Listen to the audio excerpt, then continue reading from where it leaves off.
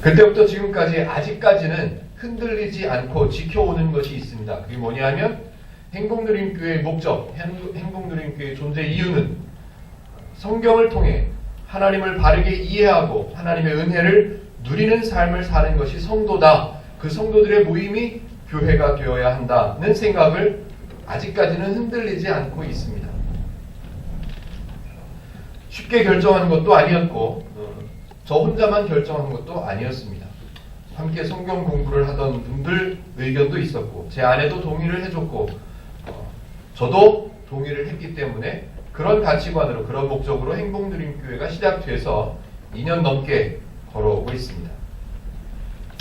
어떤 이유로 행복누림교회가 세워져야 하는가, 어떤 이유로 어떤 목적으로 행복누림교회가 존재해야 하는가를 이 시점에서 한 번쯤은 돌아보지 않을 수가 없었습니다. 잘 아시다시피 행복누림교회에는 여러 가지 어려움들도 있었습니다. 재정적인 어려움이 있을 때도 있었고 또 저 스스로에게도 공부하는 것이나 가정적으로나 어려움들이 있었습니다. 그럴 때마다 저 스스로에게 답을 주지요. 행복누림교회 이승호라는 성도가 왜 있어야 하는가, 이승호라는 목사의 직함이 왜 있어야 하는가를 늘 저에게 대답을 해주죠. 나 스스로가 오해하고 힘들어했던 기독교를 이제는 성경을 통해서 바르게 좀 배우고 좀 누릴 줄 아는 성도로 살아가는 그런 교회 하나 정도는 있어야 되지 않겠나. 행복누림교회가 존재하고 있는 것만으로도 나에게 큰 기쁨이 아니겠는가. 저 스스로에게 대답을 해줍니다. 그래서 그 대답이 저에게는 힘이 되었고 그 대답이 저를 견딜 수 있도록 해주고 있습니다. 성경을 읽고 성경을 오해하면 늘 말씀드린 것처럼 엉뚱한 신앙생활들이 만들어집니다. 그 엉뚱한 신앙생활들을 또 감당하려고 애를 쓰지요. 그 엉뚱한 신앙생활을 감당해야만 복을 받을 거라는 엉뚱한 가치관 배워서, 그런 것들을 배워서 수많은 어려움들을 겪어내야만 한다고, 연단하시는 하나님을 잘 감당해야 한다고 그렇게 배워왔죠. 성경을 오해하면 그런 신앙생활들이 만들어지는 겁니다.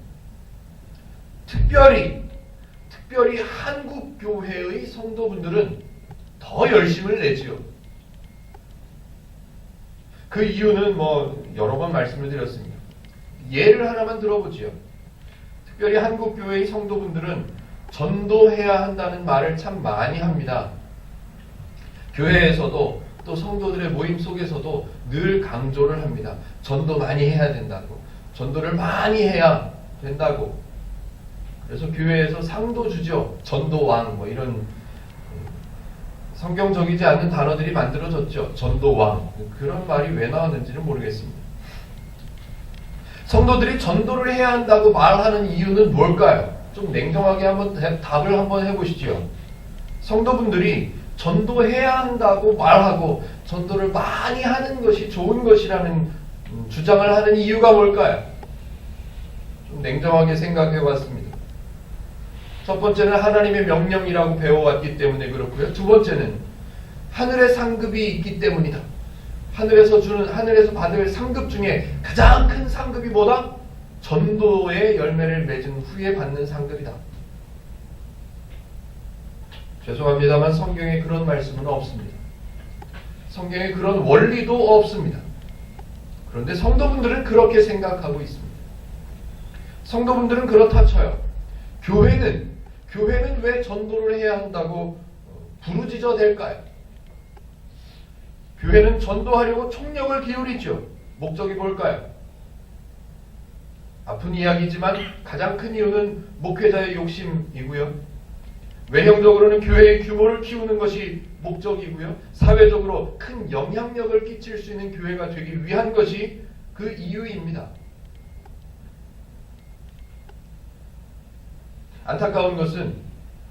정말 안타까운 것은 그런 목적이 바른가? 성경을 통해서 성경을 배우는 교회가 그런 목적을 갖는 것이, 성경을 배우는 성도가 그런 이유와 그런 목적으로 전도하는 것이 옳은가? 그런 생각을 잘 안 하지요. 그게 안타까운 겁니다. 성경을 향한 오해는 저와 여러분들이 이미 많이 경험하셨고 많이 배우셨던 것과 같이 성경을 향한 오해는 이미 너무 깊게 뿌리가 내려져 있습니다. 우리가 그 오해를 성경 66권에 있는 모든 오해를 다 정정하고 다 바로잡기에는 우리의 세월이 너무 짧지요. 우리 세대에 다 고쳐내는 것은 사실상 어려울지 모릅니다. 그럼에도 불구하고 성경을 하나하나 바르게 배워가는 이유는 하나하나를 배울 때마다 우리의 오해를 바꿔낼 때마다 너무 기쁘고 감사하고 가볍고 즐겁고 신앙이 행복해지기 때문에 그렇습니다. 그런데 오해보다 더 심각한 것은 왜곡입니다. 왜곡. 뭐 비슷한 말인 것 같지만 좀 분명하게 따져보자면 좀 많이 다릅니다. 오해라는 것은 나에게 있는 겁니다. 내가 뭔가를 들어서 내가 배워서 내가 오해를 만들어낸 거예요. 내가 오해를 배운 거예요. 나로 시작해서 나로 끝나는 게 오해예요. 그런데 왜곡이란 말은 나에게로부터 시작된 오해가 다른 사람에게 전달되는 것을 왜곡이라고 하는 거예요. 안타깝죠? 전도하는 거 참 좋습니다. 교회가 성도분들이 외쳐대는 그 전도 참 좋은 거예요. 너무너무 필요하죠. 왜? 하나님 외에 하나님 말고 다른 우상, 돕지도 못하고 힘도 없고 존재 자체가 없는 그 우상들을 향해서 걸어가는 그런 사람들을 교회로 이끌어낸다는 차원에서는 참 좋습니다. 필요합니다. 너무 중요합니다. 그러나 전도의 의미를 모르죠. 전도, 길을 전하는 겁니다. 가치를 전달하는 것을 전도라고 합니다.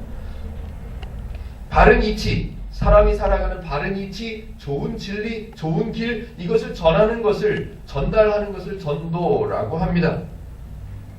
그런데 그 길을 잘 모릅니다. 그 이치를, 성경을, 원리를, 하나님을 잘 모르는 사람들조차도 전도해야 한다고 말합니다. 그게 가능한 이유는 목적 자체가 다르기 때문입니다. 하늘의 상급, 또 교회에서 칭찬받고 그렇게 해야 된다고 하나님의 명령을 따라야 한다고 그렇게 배워왔기 때문에 그 가치를 아는가, 그 이치를 잘 아는가, 하나님을 바르게 배웠는가는 전혀 상관없이 전도할 수 있습니다. 말도 안 되는 거지만 그렇게 되어 왔었습니다. 그 전도하는 사람들이 하나님의 원리를 배워서 하나님을 배워서 풍성함을 성도의 풍성함을 알아서 그것을 누리고 있는가? 그러지 못하죠. 오히려 더 힘들죠. 더 무겁죠. 안 그래도 바쁜 삶인데 거기다 전도해야 된다는 명령까지 겹쳐서 더 어려워지죠. 그럼에도 불구하고 하나님의 명령이기 때문에 지켜내야 된다고, 그래야 복을 받는다고 배워왔지요. 신앙이 아닙니다. 왜곡 때문에 만들어지는 현상들입니다. 왜곡. 요즘에 대표적인 왜곡 제가 하나 말씀드려볼까요? 아마 아시는 분들은 아실 거예요. 사실은 오늘 새벽 4시에 한국 전쟁이 일어났습니다. 아시나요? 하나님께서 자신에게 직접 말씀하신다는 어떤 여자분이 한 분 등장하셔가지고 기독교계에서는 떠들썩 했습니다. 그런데 제가 어제 설교를 준비하면서 인터넷으로 한번 검색해봤더니 날짜와 시간을 공개를 했답니다. 그게 언제냐? 2014년 12월 14일 새벽 4시 30분을 기점으로 해서 한국 전쟁이 일어난다라고 발표를 했었답니다. 제가 한번 제 아내한테 얘기했죠. 내일 새벽 4시 반에 한국 전쟁 난대. 우리는 어떻게 할까? 그러더라고요. 우리는 그냥 살다가 죽자. 여기서 대포 맞고. 오늘 새벽 4시 30분에 우리나라에 전쟁이 일어난, 저도 또 호기심에 아침에 일어나자마자 핸드폰으로 네이버를 찾아봤죠. 혹시 전쟁이 났는가? 한 사람이 오해해서 그 한 사람이 12월 14일 날 전쟁 날 거야 라고 혼자 조바심을 가졌다면 그 한 사람만 안타까우면 돼요. 그런데 그 한 사람이 다른 사람들에게 막 전파를 했어요. 전도했죠. 이 사람의 입장에서는 전도했어요. 엄청난 파급 효과가 있었습니다. 실제로 수많은 교회들이 그분을 모셔다가 집회를 했지요. 수많은 성도들이 그분의 이야기를 많이 들었지요. 유튜브에서 한 단어만 치면 그분의 이름만 검색하면 수없는 동영상들이 떠오릅니다. 그래서 제가 지난주에 한번 웃으시라고 정 집사님한테 보내드려 봤어요.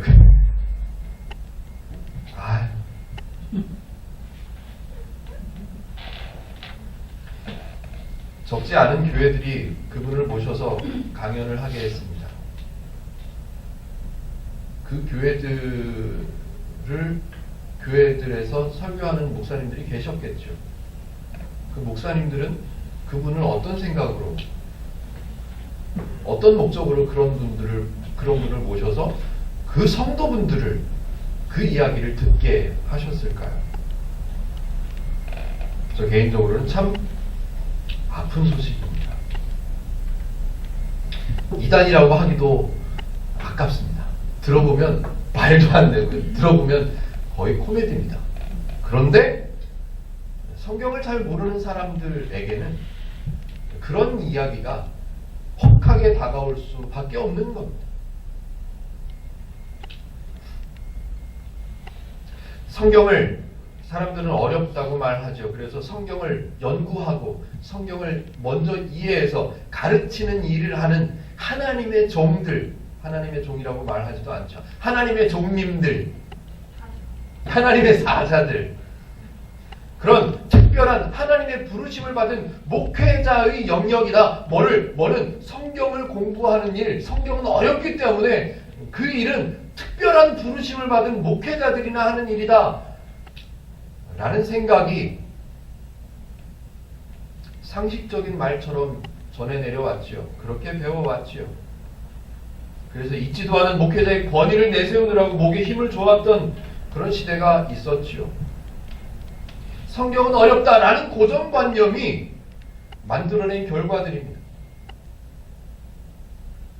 따져보죠. 행복누림교회에서 늘 강조하는 하나님의 원리 중에 이런 원리가 있습니다. 하나님은 사람과 사람을 구별하지 않으신다고요. 알고 계시죠? 하나님은 잘생긴 사람과 못생긴 사람을 구분하지 않습니다. 절대로요. 하나님은 똑똑한 사람과 안 똑똑한 사람을 절대로 구분하지 않으십니다. 하나님은 절대로 돈 많은 사람과 돈 적은 사람을 구분하지 않으십니다. 하나님은 사람을 딱 한 가지 기준으로 구분합니다. 어떤 기준이요? 하나님을 아는가? 하나님을 알지 못하는가? 하나님의 은혜를 알아서 누리고 있는가? 하나님의 은혜를 배우지 못해서 누리지 못하는가? 그거 밖에는 하나님은 절대로 사람을 구분하지 않습니다. 너는 특별히 내가 똑똑하게 해서 성경을 미리 연구하고 가르칠 수 있는 목회자로 내가 너를 지명했다. 그런 원리로 하나님이 목사를 세운다면 대한민국의 99% 이상의 목회자들은 사표를 써야 합니다. 모릅니다. 저도 몰랐고요. 절대로 어떤 사람들은 특별한 은혜를 주셔서 하나님의 말씀을 연구할 수 있는 지혜와 능력과 그런 걸 주는 특별한 사람들이 따로 있고, 어떤 사람들은 하나님의 말씀을 아무리 읽어도 이해 못하니까 니네는 듣고 배워야 된다. 니네는 평신도라는 말은 성경에도 나오지 않고 저는 개인적으로 너무 싫어하는 단어인데요. 하여튼 평신도가 따로 있어. 이건 성경의 원리와 맞지 않고요. 전혀 기독교적이지도 않습니다. 바울, 우리가 알고 있는 바울, 하나님을 오해했었는데 어느 계기가 있어서 어느 기회가 주어져서 하나님을 바르게 배우게 되었습니다. 그리고 하나님을 전하는 복음 전도자의 삶을 살게 되지요. 참 귀한 사람입니다. 참 목회자의 한 사람으로서 참 존경스러운 사람이지요. 그러나 그 바울조차도 스스로를 말할 때 나는 특별한 은혜를 받아서 하나님의 말씀을 알게 된 사람이다 라고 말한 적이 없습니다. 나는 하나님께서 특별한 지혜를 주셔서 특별한 은혜를 주셔서 나는 하나님의 말씀을 가르치는 일을 맡고 있다라고 말한 적이 없습니다. 바울은 언제나 나도 하나님의 사람이고 당신도 하나님의 사람이고 나도 성도의 한 사람이고 당신도 성도의 한 사람. 그러므로 바울은 다른 성도들을 가리켜서 표현할 때 형제들아 라고 부를 수밖에 없는 거예요. 나도 성도고 너도 성도고 나도 하나님의 자녀고 당신도 하나님의 자녀라면 나는 당신들을 형제라고 부를 수밖에 없는 거죠. 목사라는 직함이 있습니다. 집사라는 직함이 있죠. 우리 교회에는 2가지 직함밖에 없습니다. 그러나 다른 교회들에는 더 많은 직함들이 있죠. 직분들이 있습니다.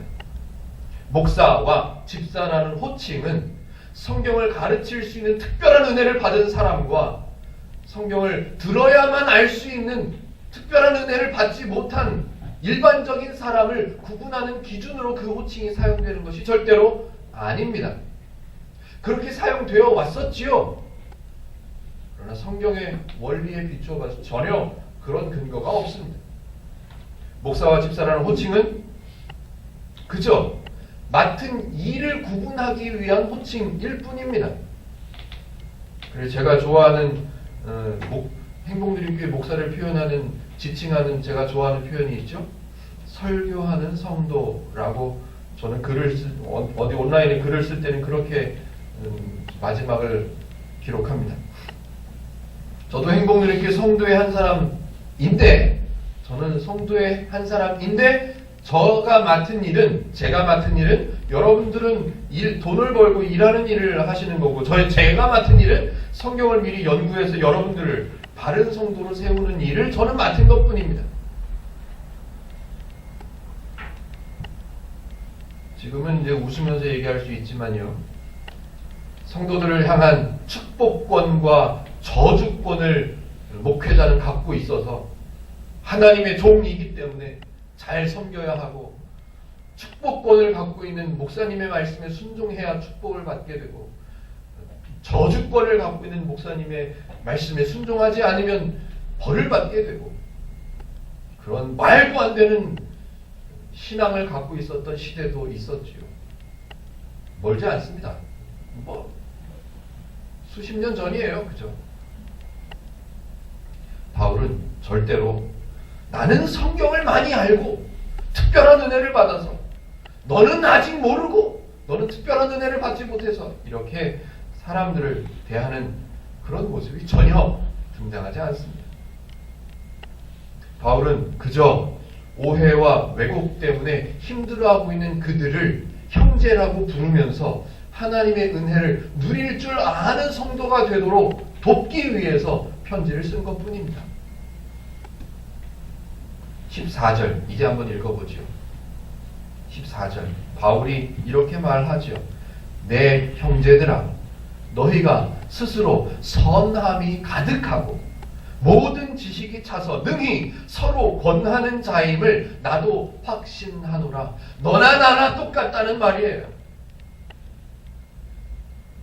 나도 하나님께서 은혜로 선한 것들로 가득 채워준 성도고 너도 하나님께서 이미 완성하신 성도로 세워진 능히 충분히 서로 권면하고 서로 섬겨주고 서로 도와주고 보듬어 줄 수 있는 충분한 그런 사람인 것을 나는 확신한다. 나만 잘난 게 아니라 내가 잘나서 이 편지를 쓰고 있는 게 아니라 너희들하고 똑같다. 형제들아. 그렇다면 바울은 왜 그 성도들하고 자기 자신하고 구별하지 않을까요? 구분하지 않는다고 말씀드렸잖아요. 따지고 보면 바울은 구분해도 될 만한 사람입니다. 그 시대 로마의 시민권을 갖고 있으면 엄청난 사람이거든요. 거기다가 어렸을 때부터 유대식 교육을 받아왔기 때문에 율법에 대해서도 능통하고요. 각종 언어들 대단합니다. 엄청나죠. 바울은 그냥 일반 시민들하고 구분해도 전혀 손색이 없는 사람입니다. 그런데 바울이 왜 구분하지 않았을까요? 성도들을 표현할 때, 저들에게 무언가를 가르치려고 할 때 왜 구분하지 않을까요? 왜 굳이 일부러 형제들아, 왜 굳이 일부러 나도 성도고 너도 성도다, 똑같다고 표현을 할까요? 왜 그럴까요? 사도 바울은 하나님의 원리를 배웠거든요. 하나님의 원리를 알고 나니까 도저히 나를 내세울 만한 값어치가 없는 거예요. 나를 내세울 만한 건덕지가 없는 거예요.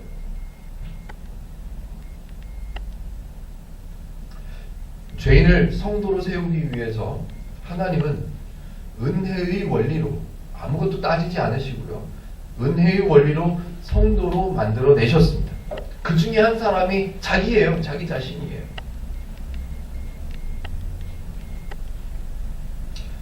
사도 바울이 누구보다도 잘 아는 게 하나 있습니다. 그게 뭐냐 하면 자기 자신의 과거예요. 자기 자신의 과거. 과거에 뭘 했죠? 뭐 아시는 분은 아실 겁니다. 과거에 자기가 배운 율법, 자기가 몸에 익숙해 왔던 그 장로들의 율법, 그 규율들, 그 규례들, 그런 것들을 갖고 있었던 유대인이었기 때문에 그거 외에, 그 원리, 그 율법들 외에 어떤 젊은 청년 하나가 예수라는 청년 하나가 얘기했다고 거기를 따라가는, 그게 복음이라고 따라가는 사람들, 흔히 말해서 쉽게 말하는 그리스도인들, 그런 몰상식한 인간들이 있어? 내가 확실하게 알고 있는데 쟤네들은 잘못된 거야. 저거는 배신이고 저거는 역적이고 저 사람들은 절대로 내버려둬서는 안 되는 사람들이야 라고 판단하고 그 사람들을 때리고 목에 가두고 그 사람들을 핍박하고 그 사람들을 억압했던 사람이 바로 바울이었죠. 근데 그 바울이 어떤 기회를 통해서, 어떤 기회를 얻어서 하나님을 배워봤어요. 하나님을 알게 되었어요. 하나님의 원리를 깨닫게 되었습니다. 그러고 나니까 할 말이 없는 거예요. 나 같은 사람이 어떻게 자기 자신을 뭐라고 표현해요? 죄인 중에 괴수라고 합니다. 그렇게 표현할 수밖에 없는 사람이 이제 하나님을 알게 되니까 나 같은 사람도 성도로, 하나님의 사람으로 세워주셨다는 것이 너무너무 감사하죠. 그런데 이 바울이 아주 뼈저리게 떠오르는 생각들이 있죠. 그리스도인들을 핍박했던 그 시절을 돌이켜보면서 내가 감옥에 가뒀던 그 사람들 얼마나 미안해했을까요? 얼마나 안타까워, 얼마나 후회스러웠을까요? 한번 입장 바꿔 생각해 보세요. 내가 전혀 맞지도 않은 말, 전혀 진리도 아닌 엉뚱한 것을 가지고 있으면서 그걸 가지고, 그걸 빌미로 그 사람들을 괴롭히고 감옥에 가두고 막 그랬는데 알고 보니까 내가 잘못된 거야. 그 사람들한테 얼마나 미안할까요? 얼마나 죄송할까요? 어찌하다 보니 사도 바울은 이방인들, 유대인들 말고 이방인들에게 복음을 전하는 일을 하게 되었어요. 얼마나 미안했으면 그 사람들에게 복음을 전하는 일, 그 일을 하고 있는 것만으로도 사도 바울 스스로에게는 기쁨이고 감격이고 감동이고, 이거는 그게 상급이야. 그게 이방인들에게 내가 배운, 내가 알게 된 그 하나님, 나 같은 쓰레기 같은 나 같은 사람도 성도로 세워 받아주신 그 하나님, 그 하나님을 그 이방인들, 내가 괴롭혔던, 내가 억압했던 그 이방인들에게 전할 수 있다는 것만으로도 사도 바울은 더 이상의 상급이 없었죠. 너무너무 좋은 거예요. 그게 너무너무 행복한 거예요. 그래서 사도 바울은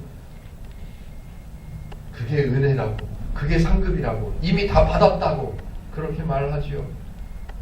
그러면서 그 일을 했던 것을 막 이야기를 합니다. 편지에도 쓰죠. 내가 이러이러한 일을 했다고. 그러나 그 일을 자랑할 수 없죠. 왜? 그 일을 하게 한 것은 누구니까? 하나님이시니까. 내가 스스로 깨달아서 스스로 배워서 그 일을 하게 됐나요? 아니요. 하나님이 알게 해주셔서, 때로는 다른 사람들이 도와줘서, 때로는 다른 사람이 기도해줘서 눈에서 비늘 같은 것이 벗겨져서, 때로는 어느 시기에는 다른 사람이 하나님에 대해서 가르쳐 주어서 그래서 알게 된 거예요. 사도 바울도. 그래서 사도 바울이 행한 업적들 자랑하는 모습 없습니다. 사도 바울의 똑똑함을 자랑하는 모습 없습니다. 그저 하나님 때문에 내가 이렇게 됐고 하나님 때문에 내가 이렇게 행복하게 살고 15절입니다. 15절. 그러나 내가 너희로 다시 생각나게 하려고 하나님께서 내게 주신 은혜로 말미암아 더욱 담대히 대략 너희에게 썼노니 다시요. 내가 어떤 위험이 있다는 것을 알면서도 담대하게 너희에게 이 편지를 쓴 이유는 하나님께서 내게 주신 은혜 때문이다. 성경을 한번 뒤적거려 보죠. 고린도전서 15장 10절. 제 성경으로는 281쪽에 있네요. 신약성경 281쪽에. 사도 바울이 말할 수 있는 것은 이런 것밖에 없는 거예요. 어쩔 수 없어요. 다른 얘기를 할 수가 없는 거죠. 고린도전서 15장 10절. 다 같이 읽어보실까요? 시작. 그러나 내가 나아된 것은 하나님의 은혜로 된 것이니 내게 주신 그의 은혜가 헛되지 아니하며 내가 모든 사도보다 더 많이 수고하였으나 내가 한 것이 아니요 오직 나와 함께 하신 하나님의 은혜로라. 내가 나 된 것은 내가 지금 이방 사람들에게 복음을 전하는 지금 사역자인 나가 된 것은 나의 똑똑함, 내가 특별한 은혜를 받아서 내가 다른 사람들보다 더 잘나 아니 절대로 아니. 뭐 때문에? 하나님의 은혜 때문에. 사도 바울은 이런 얘기밖에 할 수가 없는. 야, 사도 바울이 참 겸손하다. 아니요. 이럴 수밖에 없어요. 겸손한 게 아니라 이렇게 할 수밖에 없는 거예요. 사도 바울은. 자, 조금 다른 얘기를 좀 해보겠습니다. 지금 말씀드린 내용을 좀 머릿속에 담아두시고 조금 다른 내용으로 그 뒷부분을 한번 접근해 보겠습니다. 오랫동안 신앙생활을 하신 분들은 아마 경험하셨을 거고 아마 지금도 그런 생각을 갖고 계실 수도 있을 겁니다. 뭐냐 하면 헌신하는 것, 헌신을 약속하는 것, 하나님의 일을 할 거라고 약속한 이걸 뭐라 그러죠? 두 글자로? 서약한다. 서원한다, 서약한다 뭐 그러죠. 그런데 그 헌신을 약속하는 서약이나 서원하는 것이나 그런 것들 때문에 그 단어들 때문에 한국의 많은 성도분들이 마음의 부담을 갖고 있다는 사실을 아십니까?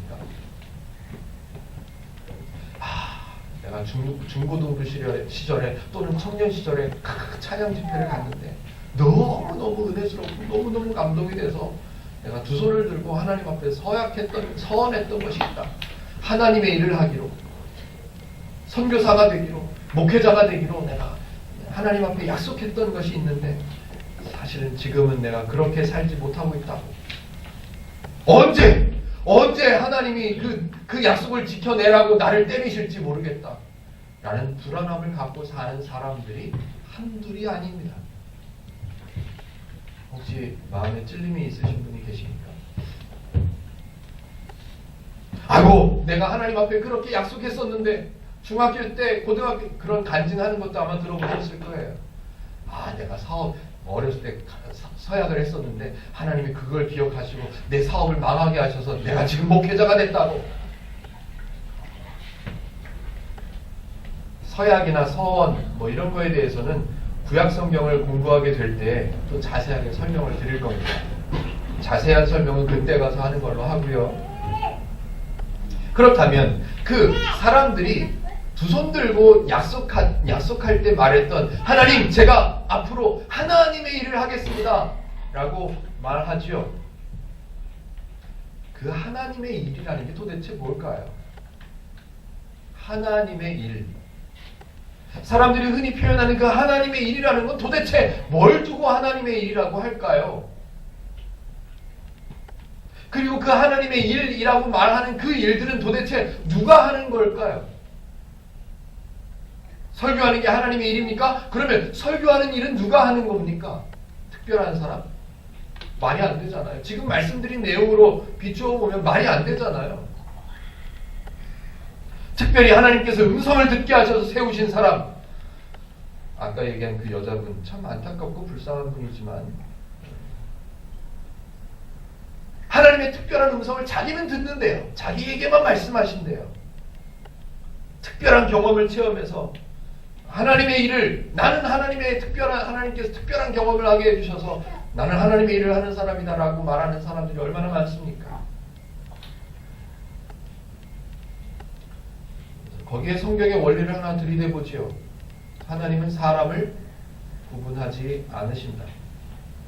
다 무너지는 거죠. 하나님의 단순한 원리 하나만 갖다 붙여도 다 쓰러져야죠. 다 없는 거예요. 그런 말들은. 나는 특별한 은혜를 경험했어. 말이 안 되는 거죠. 특별한 사람에게 맡기시는, 특별한 사람이 해야만 하는, 또 특별한 사람이 해야만 그 사람이 복을 받을 만한 그런 하나님의 일이란 존재하지 않습니다.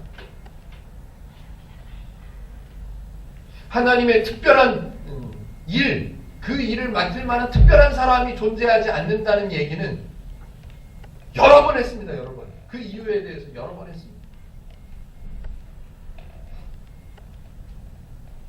오늘 성경 본문에서 바울이 표현을 합니다. 하나님의 일이라는 단어를 씁니다. 사도 바울이 표현하는 하나님의 일이라는 말은 하나님의 원리를 배운 성도가 그 하나님의 원리가 너무 좋다고, 너무 기쁜 거라고, 너무 행복한 거라고 배우게 된 그 성도가 하나님의 원리로 행하는 모든 일을 하나님의 일이라고 표현하는 겁니다. 이건 분명하게 기억하셨으면 좋겠습니다.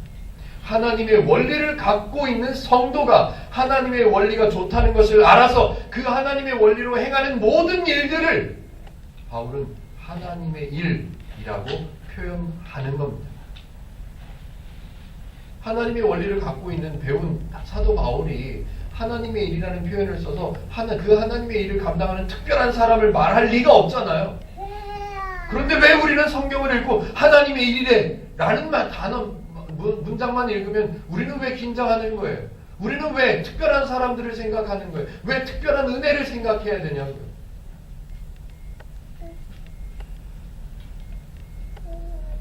좋습니다. 하나님의 일에 대한 정확한 의미를 생각해 봤습니다.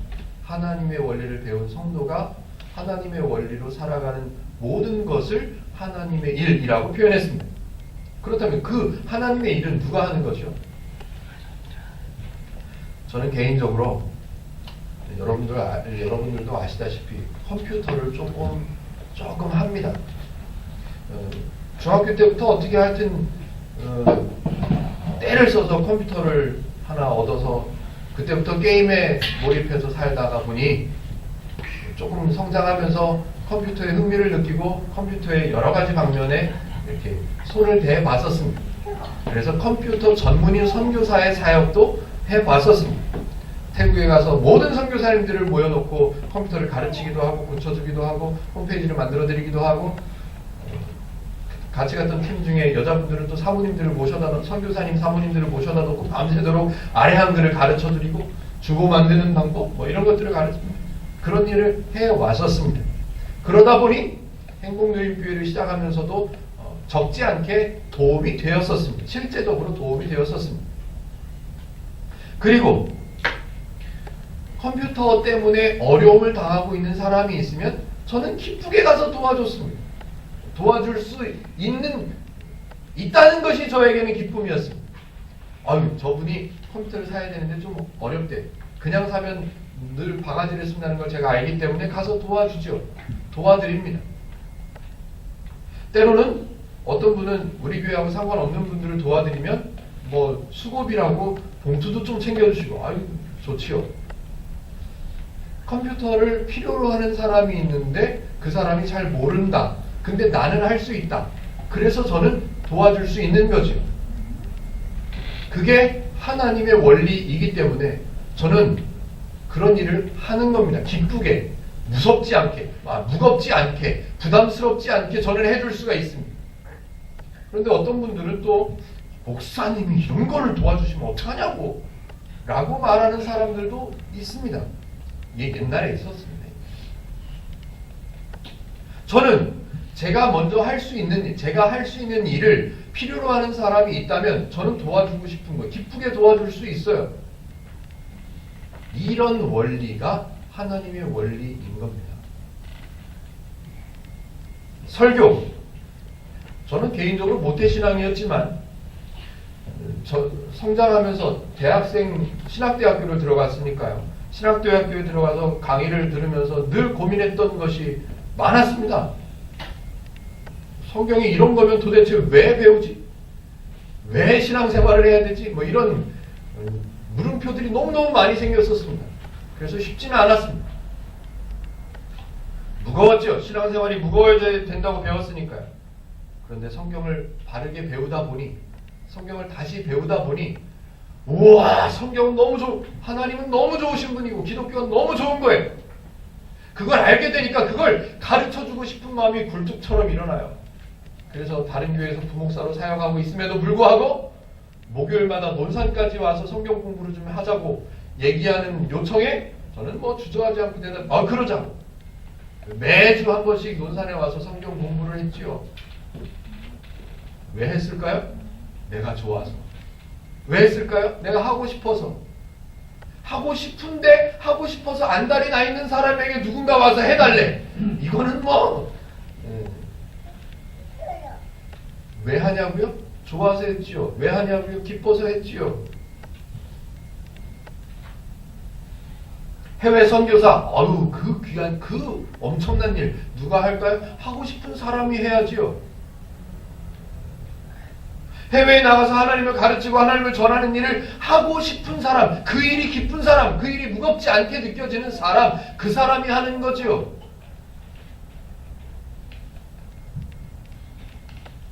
교회를 세우는 일 누가 해야죠? 하나님의 말씀을 바르게 배우고 하나님을 배우고 하나님의 은혜를 알아가다 보니 그걸 교회에서 배우다 보니까 너무 좋아. 그게 좋아서 이 교회는 없어지면 안 돼. 그 교회는 세워져야 돼. 이런 교회가 좀 많아져야 돼. 라고 생각하는 사람들이 하는 거죠. 교회 세우는 일이요. 또 개척교회야? 거기 가면 또 헌금 많이 해야 되겠네. 안 하면 돼. 오지 마시면 돼요. 안 오시면 돼요. 그런 분들은. 좀 직접적으로 행복드림교회를 누가 세우죠? 하나님의 말씀을 바르게 배우는 것이 소중하구나 라고 생각하는 사람들이 행복드림교회를 세우는 거예요. 행복드림교회를 세우는 건 나한테 부담이고 어쩔 수 없으니까 나가는 거야. 내가 안 오셔도 됩니다. 다음 주부터 아무도 안 오시면 어떡하나. 교회를 복음을 전하고 교회를 소개하는 일 누가 하는 거죠? 그게 좋은 사람들이 하는 거예요. 성경을 배우다 보니 내가 이전까지는 오해했었구나. 이제 보니까 이게 성경이구나. 이래서 좋은 거구나. 이야, 내가 왜 이전에는 몰랐을까? 라고 생각하는 사람들이 아직 오해하고 있는 사람들에게 전해 주는 거예요. 그걸 전도라고 하는 겁니다.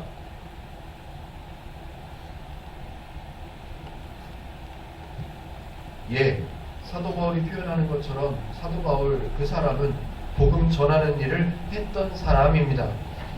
복음 전하는 하나님의 일이라는 것을 했습니다. 왜 했을까요? 하나님의 특별한 부르심을 받아서 어쩔 수 없이?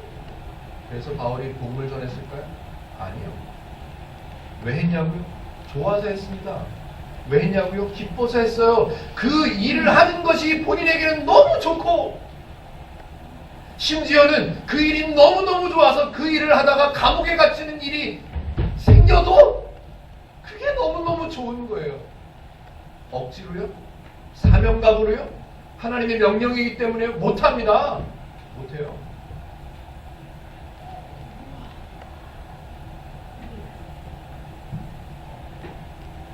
좋으니까 했고요. 하고 싶어서 한 거예요. 하나님을 바르게 알기 전에는 하나님을 따르는 예수님을 믿는다고 하는 사람들을 핍박하고 억압했던 그 사람이에요. 돌아보면 미안하고 후회스럽고 쥐구멍이라도 찾고 싶고 막 어떻게 타임머신을 타고서라도 다시 돌아가서 미안하다고 얘기하고 싶을 정도로 너무너무 마음의 짐이었었는데 복음 전하는 일을 하다 보니까 그 짐이 가벼워지는 거예요. 너무너무 좋은 거예요. 그래서 하는 거예요. 그래서 바울이 하는 거예요. 바울이 위대하다고요? 예, 위대한 것 같아 보이죠? 근데 위대하려고 위대한 일을 한 사람이 아닙니다. 절대로. 좋아서 한 사람이에요. 기뻐서 한 사람이에요. 다른 사람들이 뜯어 말려도 해야 돼요. 왜? 그게 좋으니까.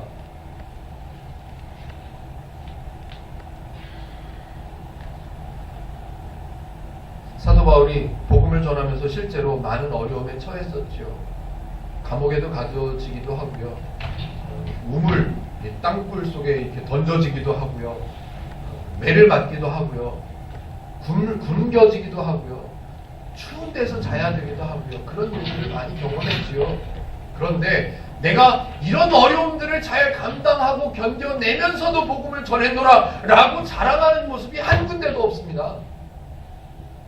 마치 내가 이런 어려움을 당하는 것이 구약시대에 이 죄를 부담스러워하는 사람들, 이스라엘 백성들을 대신해서 제사를 드려주고 돈 버는 일을 안 했던 그 제사장들의 역할을 감당하는 것과 같이 내가 이렇게 어려움을 당하는 일이 있다 할지라도 나는 너무너무 좋다는 거예요. 16절 읽어보겠습니다. 16절 제가 읽을게요. 이 은혜는 곧 나로 이방인을 위하여 그리스도 예수의 일꾼이 되어 하나님의 복음의 제사장 직분을 하게 하사. 이해가 되십니까? 이 정도 되면 사도 바울에게 질문을 할 필요가 없어집니다. 바울 선생님, 당신은 하나님의 일이 무거운데도 왜 그렇게 견뎠습니까? 뭐 때문에 그렇게 버텼습니까? 라고 질문할 이유가 없는 거죠. 무거운데도 견디면서 일한 게 아니에요. 부담스러운데도 힘든데도 어려운데도 그 복음 전하는 일을 한 게 아니에요. 좋아서 한 거예요. 기뻐서 한 거예요. 그걸 해야 내가 살 것 같아서 하는 거예요. 바울은 자기 자신이 이방인에게 복음을 전하고 있다는 그 사실이 너무너무 자랑스러운 거예요. 너무너무 기쁘죠. 그런데 그 어디에도 사도 바울이 내가 복음을 전했어. 여기도 전했고 저기도 전했고 얼마나 잘했는 줄 아냐? 라고 자기 자신의 업적을 자랑하는 부분이 한 군데도 없다고요. 아까 말씀드린 것처럼 자기가 어떤 일을 했는지는 설명을 합니다. 다만 그 설명을 해놓고 나서 그 일을 할 수 있었던 것은 누구 때문이다? 하나님 때문이다. 하나님의 은혜 때문이다. 하나님의 은혜를 알고 나니까 이거라도 해야 내가 견디겠다. 너무너무 고마운데 하나님을 오해하고 있는 성도들에게 복음을 전하는 일, 그 일을 기쁘게, 가볍게, 부담스럽지 않게 감당할 수 있는 사람, 그 사람 바울, 그 사람이 그 일을 하는 거예요. 성도가 하나님의 원리를 배워서 그게 너무 좋다는 것을 깨닫고 나니 그 일을 하는 것이 기쁘고 가볍고 그런 사람이 하는 일을 하나님의 일이라고 표현한다고요. 사도 바울이 자기 자신의 공로와 능력과 성과를 자랑한다면 지금까지 사도 바울이 설명한 하나님의 소개는 다 뻥이죠. 지금까지 설명한 그 좋다고 자랑한 하나님의 은혜는 다 가짜죠. 자기 자신의 공로를 자랑하는 모습이 등장했다면요. 17절, 18절 제가 한번 읽어보겠습니다. 그러므로 내가 그리스도 예수 안에서 하나님의 일에 대하여 자랑하는 것이 있거니와, 자랑할 게 있대요. 있기는 있는데 뭔지 한번 보세요. 자랑하는 것이 있거니와 그리스도께서 이방인들을 순종하게 하기 위하여 나를 통하여 역사하신 것 외에는, 하나님이 나를 통하여 역사하신 것 외에 내가 자랑하는 것, 내 지식, 내 능력, 내 업적, 이런 것들은 하나님께서 나를 통하여 역사하신 것 외에는 내가 감히 말하지 아니하노라. 말할 수가 없는 거예요. 그런 것들은. 아까 고린도전서 15장 10절을 읽었죠. 그러나 내가 나 된 것은 하나님의 은혜로 된 것이니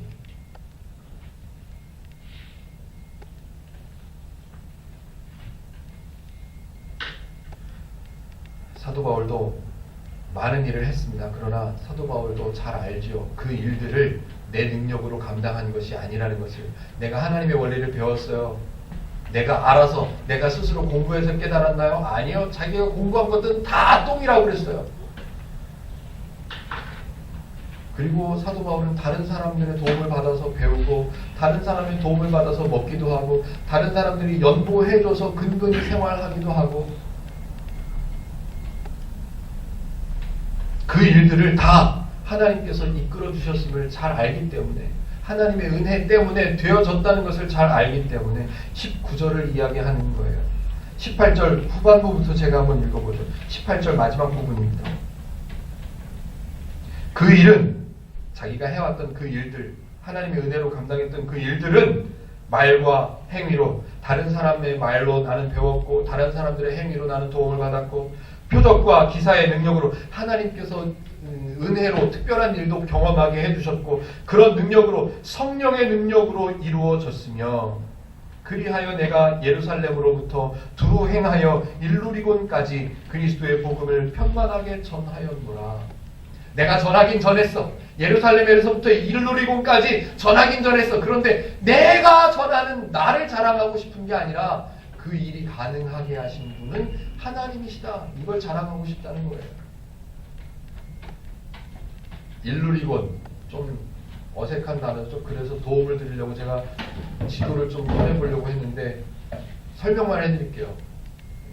이스라엘이, 예루살렘이 있잖아요.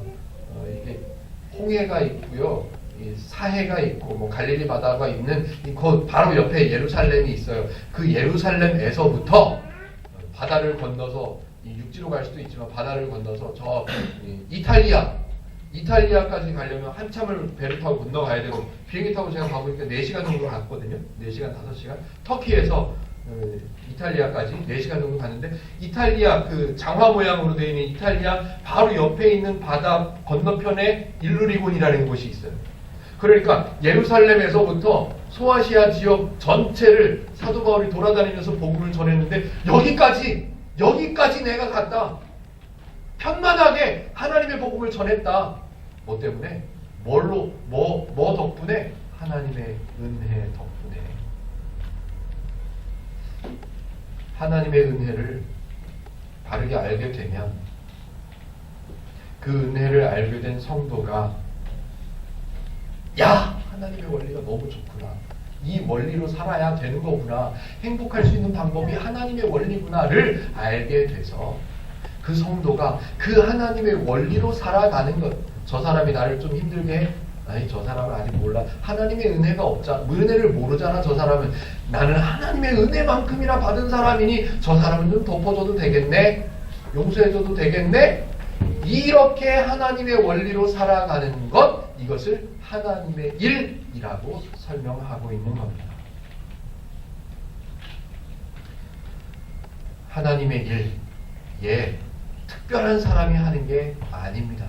저와 여러분들이, 행복누림교회 성도분들이 하나님의 원리를 하나하나 배워가다 보니, 야, 이 원리대로 사는 것이 좋은 거구나 라고 생각되어져서, 직장에서, 사업장에서, 가정에서 자녀들을 섬겨주고, 가족을 섬기고, 또 직장에서 열심히 돈을 벌어서 가정을 세워가고, 또 직장에서 열심히 돈을 벌어 성실하게 일해서 돈을 벌어 교회를 세워가고, 그 모든 것들이 하나님의 일. 두 글자로 우리 좀 유식하게 표현하면 사역인 겁니다. 이 행복누림교회 신앙 고백문을 기억하시나요? 중간쯤에 보면 뭐가 있냐면요, 둘째 줄, 성도인 우리가 살아가는 삶의 현장을 하나님께서 허락하신 사역의 현장으로 인정하는 교회. 곧 이 말이 무슨 말이냐면, 내가 살아가고 있는, 나는 성도니까 내가 살아가고 있는 모든 것들이 바로 하나님의 일, 사역이라는 겁니다. 즉, 내가 일하는 직장, 그 직장에서 내가 하나님의 원리로 살아갈 수만 있다면 거기는 사역의 현장이 되는 거죠. 행복누림교회를 세워가는 저와 여러분들은 억지로 하십니까? 그러지 마십시오.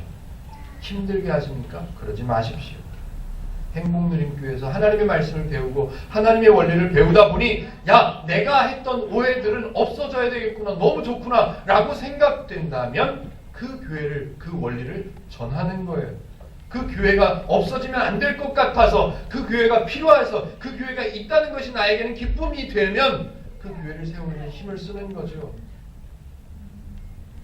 저와 여러분들은 하나님의 사람입니다. 성도인 것이 분명합니다. 그러기에 하나님의 원리를 하나하나 배워서 깨달아 갈 때마다 하나님의 일을 하시기를 바랍니다. 저와 여러분들의 삶의 현장이 사역의 현장인 것을 꼭 경험하고 기억하고 기쁨으로, 행복으로 누리면서 살아가시는 저와 여러분들 되시기를 주님의 이름으로 축복해 드립니다. 기도하겠습니다.